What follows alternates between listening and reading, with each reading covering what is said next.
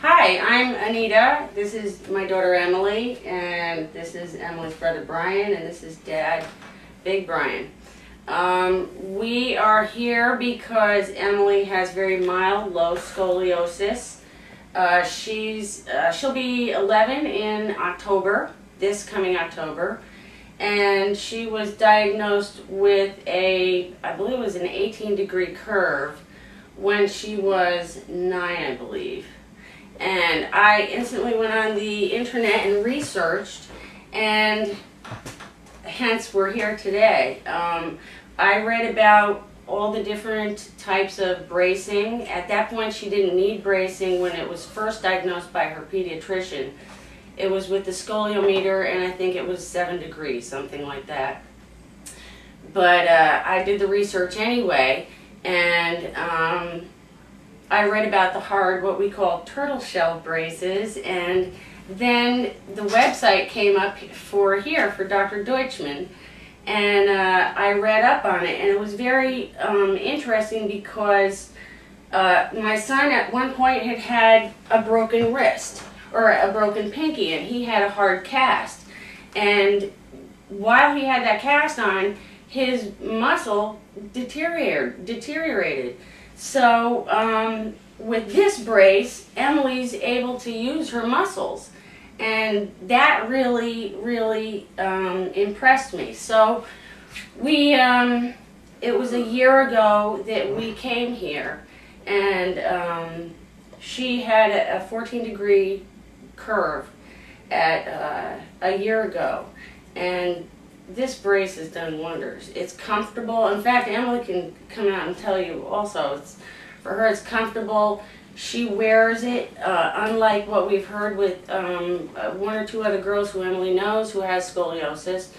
They wear the hard brace. It's either the Milwaukee or the Boston brace.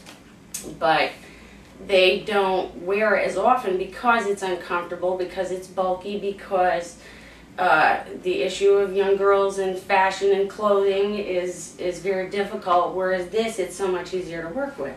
Emily, you want to? Well, it's really comfortable, like Mom said. And the other braces, you can't bend over. It's like just a bunch of like metal bars that corrects your posture. This, it corrects your posture, and you can bend easily. It's just very comfortable. Gym class and... Yeah, it's easier in gym.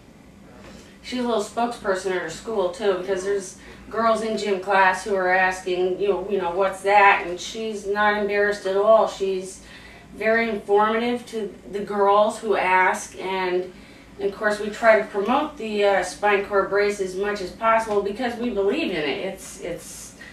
And the fact that there's other girls that Emily knows that are in the hardcore brace, the turtle brace, and this gives them more freedom to do what they really want to do, and it hides underneath their clothes. And really, if Emily didn't want to know that anyone that she had scoliosis, she wouldn't even have to say, because this is hidden so well.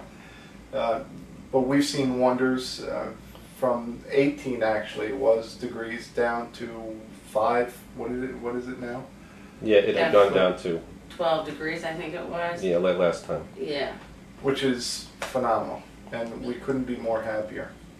And it's very mild, like you said, scoliosis, but what we like to think of is Emily's very young, and she was diagnosed very young for pre-scoliosis, I guess you can call it.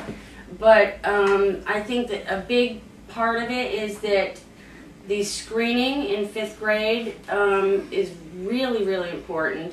And if girls who even have a low mild curve, if they can get it in the very beginning of their growth up until 14, 15, 16, I'm not sure, you know, how long it is, but if we can tackle it beforehand, it's kind of like a plant in a delphinium guiding it to grow straight. So we want to take as much precautionary measures and beat it beforehand before it gets, before it has a chance to get out of line. Many people think that bracing curves under 25 degrees shouldn't be done, because maybe the curve wouldn't progress more than that. Why do you feel, I mean, you just kind of explained a bit why you wanted to brace early. I know we even said that she was borderline wanting to brace, borderline bracing. But you chose to be proactive and do it. I mean, there's a lot of people that are told not to brace, wait, but a lot of those people being recommended hard braces as well. What would you say to these people that are not sure whether or not they should start early or not? Why take the chance? I mean, why would you take the chance where if the degree was getting worse every year or every 6 months to a point where your daughter or son was in trouble and they needed a brace? It's pre-maintenance, and it's preventatives. Don't put stop sign up, after there's an accident or a death. It's preventative medicine. And, anybody who has the chance and the opportunity is there and the results are so great, why not? This type of bracing for her, which is very comfortable, and I can imagine what the hard bracing is like. But to do this type of preventative bracing, even though it's not technically or medically warranted, so to speak, will give her, in her adult years, that much of a chance to be walking straight, to not have any future medical problems that could arise. I've read up also on that, it can affect the heart, the lungs, the breathing.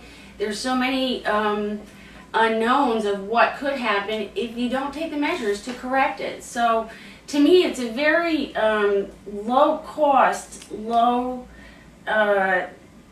you're not really giving up anything, it's worth it in the long run to take those precautions, and it works.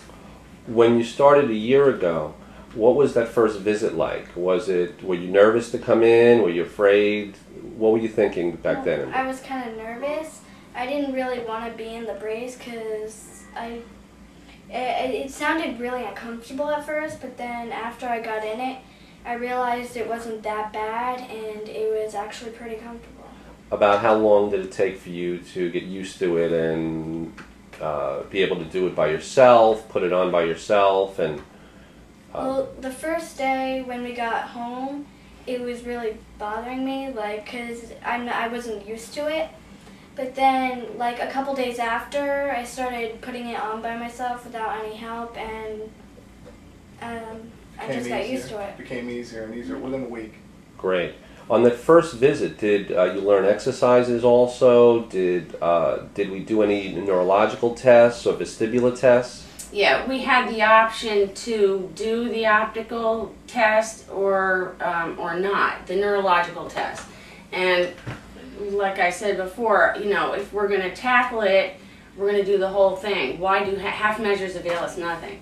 So we did do the neurological test, and Emily, at a younger age, was diagnosed with strabismus, which we learned also that could have played a part where her body might have subconsciously compensated for the vision in that eye. We're not sure, but she was given exercises, physical exercises to do, and also eye exercises on the computer to do, which is done every day, sometimes twice a day. And the physical exercises is designed to train her body to do the correct posture as if the brace wasn't there. So it's almost like her muscles will be remembering the corrective posture to help her spine grow straighter. And they're real simple. Real simple. It doesn't take that long to do them either. Do you do them every day? Well, not every day. Sometimes I skip a day, but I do them often. Yeah. That's great.